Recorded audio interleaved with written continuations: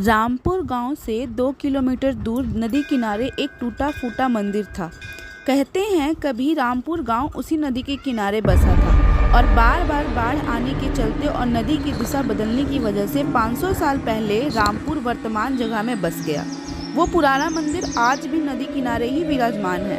इस मंदिर को गांव वाले भूतिया मंदिर भी कहते हैं। एक दिन बहुत तेज बारिश हो रही थी और बिजली भी चमक रही थी। गांव का बिरजू काम से लौट रहा था। उसके कुछ ही दूरी पर गांव का मोची भोला कहीं से लौट रहा था। अचानक से तेज बिजली चमकी और मंदिर का घंटा बजने की आवाज आई।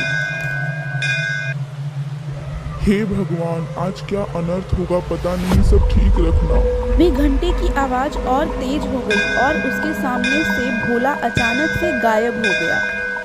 नहीं, ऐसा नहीं हो सकता। भोला चाचा, भोला चाचा। थोड़ी देर में बारिश रुक गई और बिरजू भागता हुआ भोला के घर जा पहुंचा। चाची, वो मंदिर, वो मंदिर। बताओ रे बिरजू, क्या हुआ? इतना घबराए हुए क्यों हो? सब मंगल तो है ना? नहीं चाची, भोला चाचा मंदिर की आवाज में गायब हो गए। नहीं, ऐसा नहीं हो सकता। कह दो कि ये सब झूठ है।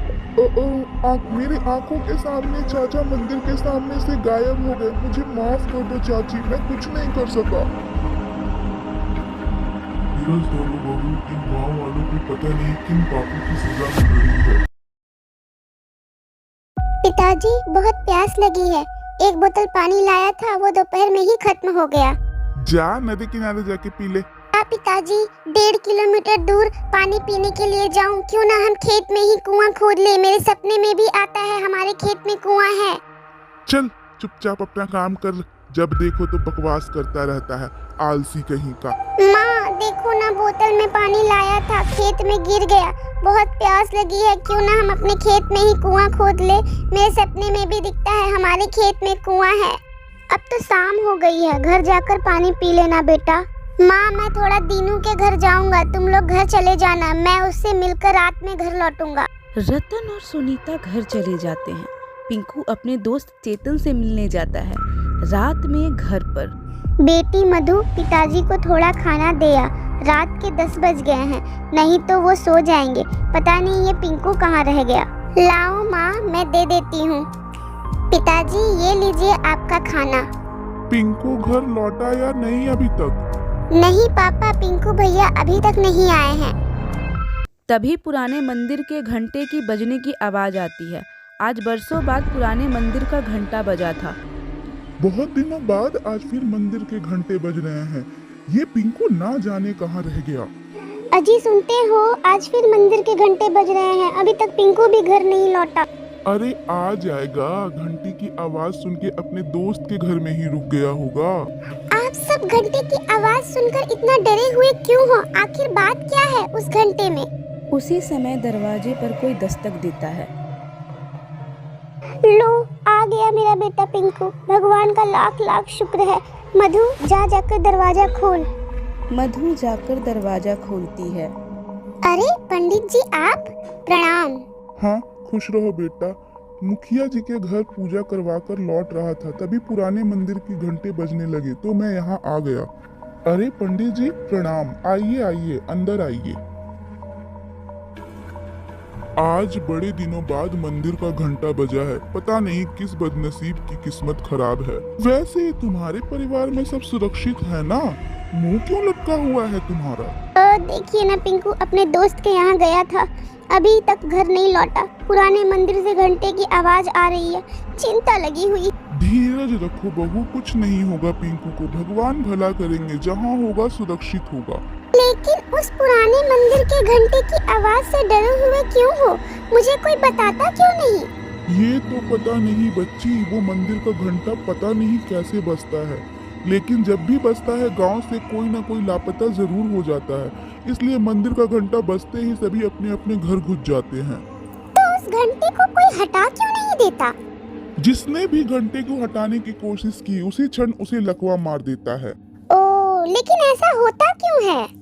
हमारे पूर्वज बताते हैं सदियों पहले उस मंदिर की पुजारी की हत्या चोरों ने कर दी थी और कीमती आभूषण और मूर्तियों को लेकर भाग गया था।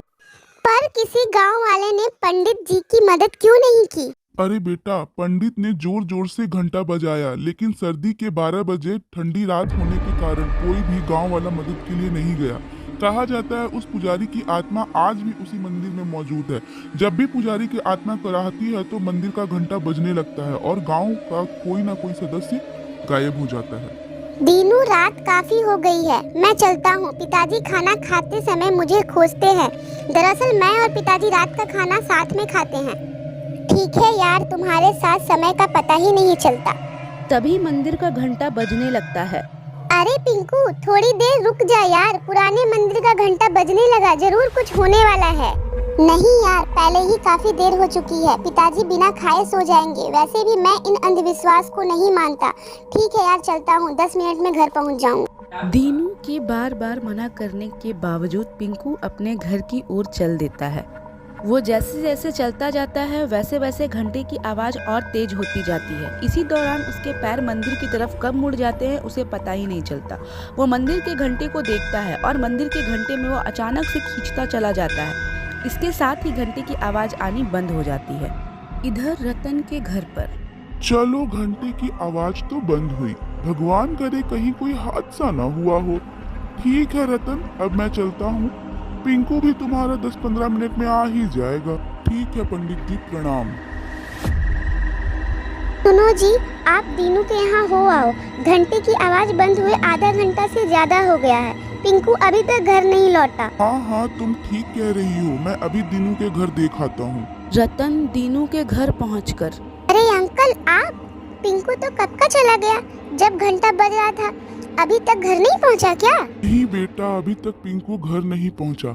लेकिन जब मंदिर का घंटा बज रहा था तो तुमने उसे जाने क्यों दिया? अंकल, मैं बार बार मना कर रहा था कि मत जा, लेकिन वो बोला मैं अंधविश्वास को नहीं मानता। पिताजी मेरे बगैर खाना नहीं खाते और उसी समय चला गया। रतन और दीनू दोनों मिलकर पिंकू को बहुत ढूंढते हैं, पर पिंकू कहीं नहीं मिलता। रतन के घर पर हाहाकार मच जाता है। जैसे तैसे रात गुजरती है। सुबह होते ही रतन के घर पर लोगों की भीड़ उमड़ पड़ती है। रतन, मुझे अभी अभी पता चला कि घंटे की आवाज जो रात में हुई थी उसके बाद से तुम्हारा बेटा लापता है। मुझे इस बात का अफसोस है, लेकिन इसमें हम लोग कर ही क्या सकते हैं? अरे सरपंच साहब, पिंकू मेरा इकलौता बेटा था। वो पूजा पाठ अंधविश्वास को नहीं मानता था। कितनी बार उसे समझाया लेकिन वो नहीं माना। आज उसी का फल हम लोग भुगत रहे हैं। नियति के आगे हम लोग सब बेबस हैं। मैं समझ सकता हूँ तुम्हारे ऊपर क्या बीत रही है। हम लोग तो केवल सांत्वना ही दे सकते हैं। बेटा तो चला गया, अब तो सांत्वना ही हमारे नसीब में लिखा है। अभी कल ही तो कह रहा था, पिताजी एक कुआं खेत में खुदवा दीजिए। मेरे सपने में आता है कि अपने खेत में एक कुआं है। 2-3 दिन बाद एक दुष्ट बाबा पंडित गांव में आता है। उसे पता चलता है कि रतन का इकलौता बेटा पिंकू गायब हो गया है। इसी बात का फायदा उठाने की सोचता है और रतन के घर जा पहुंचता है। अलक निरंजन, घर में कोई है बच्चा? बच्चा तो नहीं रहा महाराज, ये लीजिए कुछ चावल स्वीकार कर लीजिए। नहीं माता नहीं, हम भिक्षा मांगने नहीं आए हैं। मुझे मालूम है कि तुम्हारा बच्चा पिछले दिनों गायब हो गया है। कोई बात नहीं, उसे हम वापस लाएंगे। महाराज जी की जय हो। कोई भी उपाय करे महाराज, कैसे भी करके मेरा बच्चा मुझसे मिलवा दो। नारायण नारायण, तुम्हारा बच्चा तुम्हें जरूर मिलेगा माता। बस थोड़ा सा दान पुण्य करना होगा। घर में जितना भी सोना है उसका त्याग करना होगा। महाराज जी, मेरे सोने जैसे बेटे के सामने ये नकली सोना किस काम का। मैं अभी अपना सारा जेवर लाकर देती हूँ। नीता घर में रखा सारा सोने का गहना लाकर दुष्ट बाबा को दे देती है। बाबा, मेरे यहाँ जितने भी सोने के गहने थे वे सब मैं ले आई। मुझे मेरे बेटे से मिलवा दीजिए। अलक निरंजन, अब चलो, हमें पुरानी मंदिर चलना होगा। वहीं तुम्हारा बेटा तुमसे मिलेगा। बाबा सुनीता को पुराने मंदिर ले चलते हैं। जल्द ही ये बात पूरे गांव में फैल जाती है। बाबा पिंकू को वापस लाएंगे। जिनके भी बच्चे या परिवार का कोई सदस्य अभी तक गायब हुए थे, सब अपने अपने गहने लाकर बाबा के पास पहुंच जाते हैं। बाबा, ये लो मेरे घर के सारे गहने, हमारे बच्चे को वापस ले आओ। बाबा, मेरे भी चाचा को वापस ला दो। जल्द ही बाबा के पास सोने के आभूषणों का अंबार लग जाता है। अरे आप लोग शांति बनाए रखें, सभी के उनके परिजन मिल जाएंगे। अभी हम एक हवन करेंगे। बाबा मास्क पहनकर हवन में कुछ भस्म फेंकता है, जिससे पूरे मंदिर परिसर में धुआं फैल जाता है और उस धुएं में सारे लोग बेहोश हो जाते हैं। बाबा फौरन सारे जेवर लेकर भागने लगता है। तभी मंदिर में टंगे घंटे से एकाएक किरणें निकलने लगती हैं और बाबा वहीं पर गिर जाता है। थोड़ी देर में सभी को होश आता है। कोई मुझे बचाओ, मैं पूरी तरह से अपाहिज हो चुका हूँ। मैंने तुम लोगों के साथ धोखा किया है। हे भगवान, अब किसी के साथ धोखा नहीं करूँगा। दुष्ट पंडित, तुमने कई लोगों की भावनाओं के साथ धोखा किया है, अब पड़े रहो यहीं। वहीं सुनीता पिछली रात अपने पति से कहती है कि उसके बेटे की आखिरी इच्छा खेत में कुआं खुदवाने की थी, इसीलिए रतन पिंकू के याद में खेत में कुआं खुदवा रहा था। तभी उसे जमीन के अंदर से कुछ मूर्तियां और आभूषण मिला। वो उसकी खबर सरपंच और गांव वालों को देता है। जरूर ये मूर्तियां वही पुराने मंदिर की है जो सैकड़ों साल पहले चोरी हो गई थी। शायद चोरों ने उसे यहीं पर छुपाया था। अगर ऐसा है तो पंडित जी, इन मूर्तियों को गंगा जल से धोकर फिर से स्थापित कर दिया जाए। पंडित और गांव वाले मिलकर मूर्ति को फिर से स्थापित कर देते हैं। तभी जोर जोर से घंटी बजने लगती है। सभी लोग बहुत डर जाते हैं। आज पूरा गांव मंदिर के पास खड़ा था। तभी अचानक से घंटे में से पिंकू निकलकर आता है। पिंकू मेरे बेटे, तुम आ गए। अरे रमेश, मेरे भाई, बरसों पहले तुम बिछड़ गए थे। घंटे में से गायब हुए सब लोग आ रहे थे। किसी का बेटा, किसी का चाचा, किसी के दादा, किसी की बहन, सब लोग अपने परिजन से मिलकर बहुत खुश हो रहे थे। मैं भी ठीक हो गया, मैं भी ठीक हो गया। जय बाबा जी की, जय माता की, तेरी लीला तू ही जाने। शायद आज इस मंदिर की पुजारी की आत्मा को शांति मिली होगी। मंदिर में भगवान फिर से स्थापित हो गए।